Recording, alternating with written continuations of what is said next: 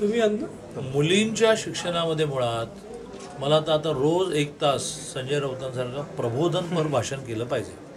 अनेक गोष्टींचं अज्ञान असतं. मुलींच्या शिक्षणामध्ये आर्ट्स सायन्स कॉमर्सला या राज्यामध्ये पहिल्यापासूनच 100% फी माफ आहे. ती फी द्यावीच लागत नाही.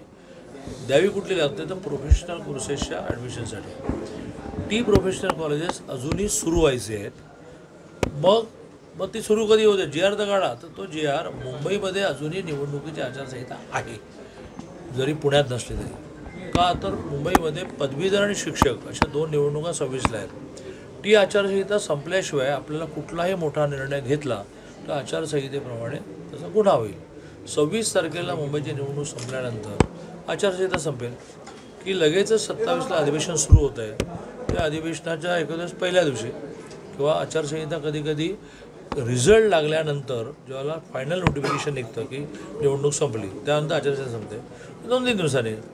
पण जेव्हा केव्हा आचारसंहिता संपेल त्यावेळेला मुलींच्या 100% फी माफीचा पुन्हा एकदा 8 लाखापेक्षा कमी उत्पन्न असणं आणि प्रोफेशनल कोर्सेस, कारण आर्ट्स सायन्स कॉमर्स नाही तर जे आर निघालं. ललित पाटील प्रकरण घडलं.